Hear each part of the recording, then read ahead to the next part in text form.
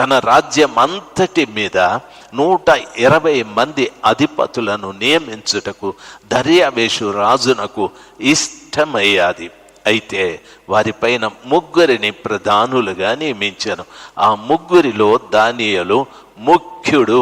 రాజునకు నష్టము కలగకుండానట్లు ఆ అధిపతులు తప్పకుండా వీరికి లెక్కలు చెప్పవలెనని ఆజ్ఞ ఇచ్చాను. ఆ 3 దానియేలు ముఖ్యుడు. ఎందుకు అని అడిగితే తాను ఆత్మీయతలో ఎదుగుదల చెందినవాడు. ఆఫీసుల్లో పనిచేసే వాళ్ళకి నేను చెప్తాను, బాగా వినండి. దేవుడు నిన్ను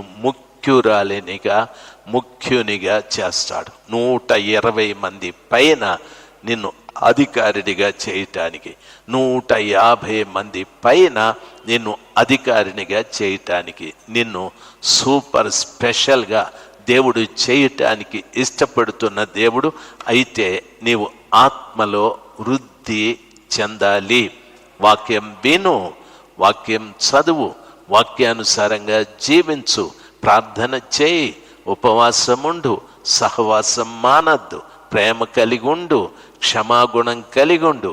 ఇవన్నీ ప్రభుల వారు నిన్ను చూసి నిన్ను సూపర్ స్పెషల్గా ప్రభుల వారు తయారు చేస్తారు. 120 మందిలో 3 ఆ 3 దానియేలు ముఖ్యుడు. హల్లెలూయా. ఆ 3 దానియేలు ముఖ్యుడు.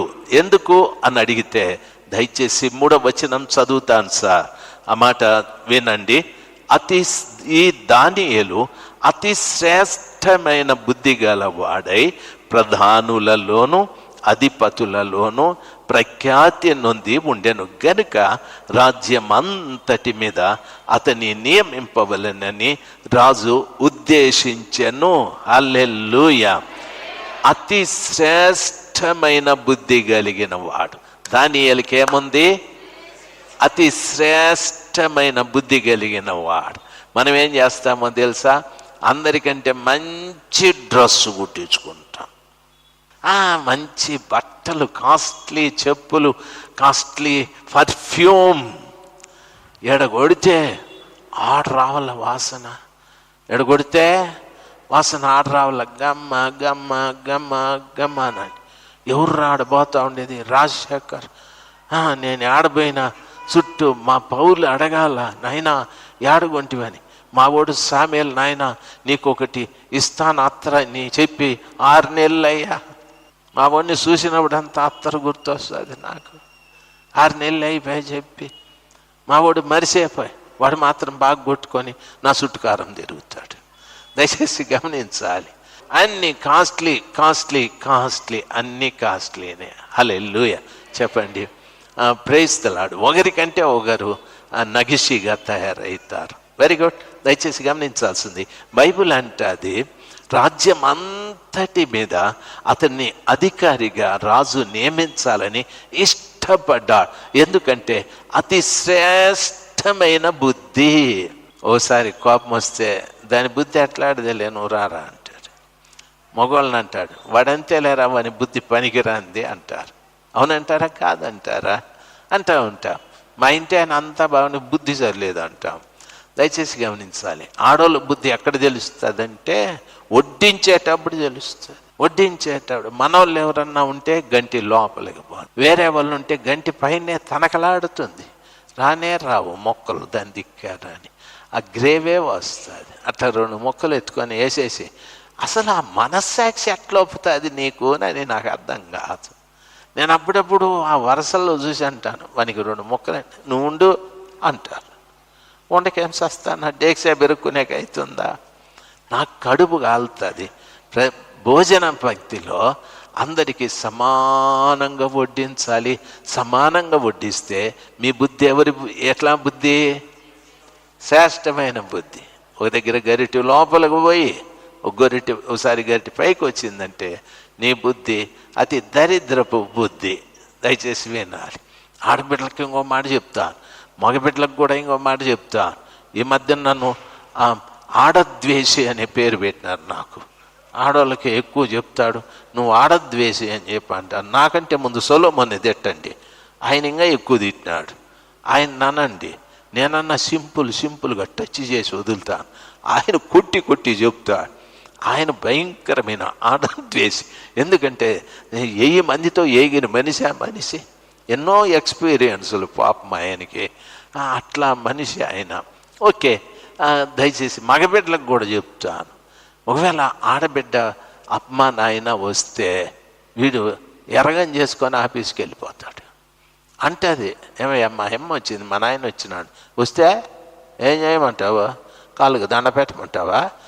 నువ్వు కాళ్ళకు దండ పెట్టద్దురా బాబా, ఏదన్నా చికెనో బక్కినో ఏదో ఒకటి తెచ్చారని చూస్తాంలే, ఉండి సాయంకాలం వస్తాను వెళ్ళిపోతాడు. ఇంట్లో ఉప్పు ఉండదు, పప్పు ఉండదు.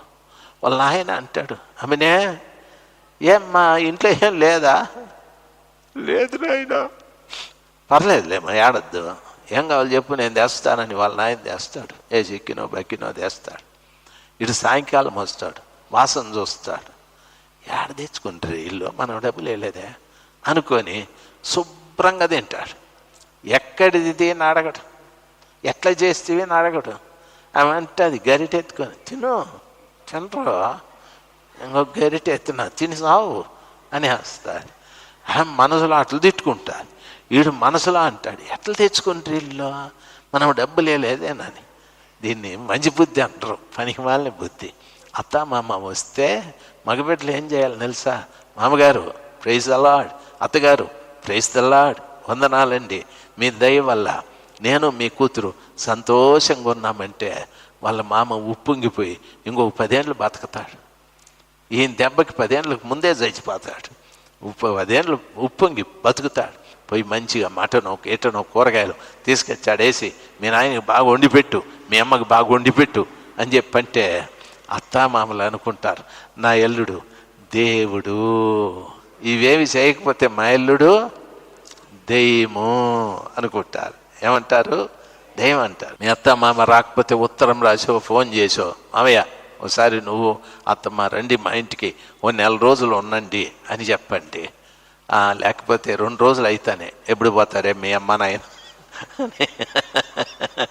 అని అడగ, బాగా పందుల్లాగా తింటా ఉండాలి. ఎప్పుడు పోతారే ఇలా అని చెప్పి వాళ్ళ ముందరే అంటే పాపం వాళ్ళు చెప్పా పట్టుకుంటే బ్యాగ్ ఎత్తుకొని వెళ్ళిపోతారు. లేదు, వాళ్ళు పోతామన్నా బ్యాగ్ పెట్టి కాడేసి మీరు 1 నెల రోజులు ఉండాలి అంటే వాళ్ళంట, లేదు అల్లుడు ఇంటి దగ్గర చాలా పనులు ఉన్నాయి అని చెప్పి నువ్వు పొమ్మనకపోయినా వెళ్ళిపోతారు వాళ్ళు. Praise the Lord, hallelujah. Technical మీరు నేర్చుకోవాలి మగబిడ్డలో. కాబట్టి రమ్మని ఫోన్ చేయండి. వాళ్ళు ఏమంటారు తెలుసా? మాకు ఇప్పుడు ఖాళీ లేదు అల్లుడు అంటారు. నువ్వు రావద్దంటే మనకు మరుసటి దినం దిగుతారు.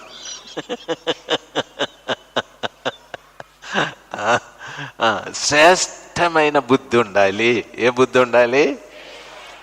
మగబిడ్డలకు శ్రేష్టమైన బుద్ధి ఉంటే మీ కుటుంబం బాగా చల్లగా ఉంటుంది. లేకపోతే గరిట రోగల బండ ఇద్దరు ఎత్తుకొని టాంగ్ టాంగ్ అని ఫైటింగ్లో ఉంటారు. ఆమెకి చెయ్యి ఎరగడము, నీకు మోకాలు ఎరగొట్టడం, పండ్లు ఒడగొట్టడం, ఏదో ఒకటి జరుగుతూ ఉంటాయి.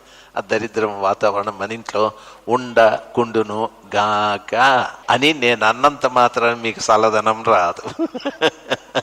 మీరు ఆత్మలో వర్ధిల్లితేనే దేవుడు మీకు తోడుగా ఉంటాడు. బైబిల్ చెప్తుంది, ఆయనకున్న బుద్ధి శ్రేష్టమైన బుద్ధి గలవాడై ప్రధానులలోనూ అధిపతులలోనూ ప్రఖ్యాతి నొంది ఉండేను.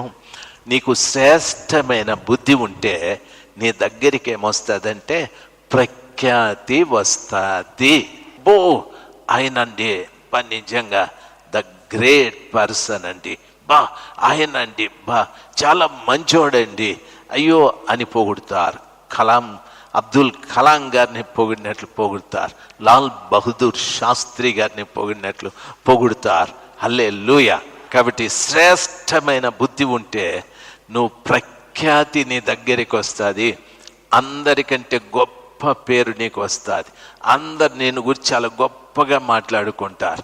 అందరూ నిన్ను చూడాలనుకుంటారు. దాన్ని ఏమంటారంటే సెలబ్రిటీ అంటారు కదా. ఏమంటారు? సెలబ్రిటీలు అయిపోతారు మీరంతా కూడా. ఏముండాలి మనకి? శ్రేష్టమైన బుద్ధి ఉంటే నువ్వు సెలబ్రిటీ అయిపోతావు. శ్రేష్టమైన బుద్ధి లేకపోతే సెలబ్రిటీ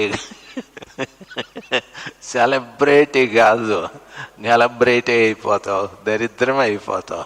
అసలు నీ పేరంటే అంటారు. అయ్యో రాజశేఖర్ అంటారు.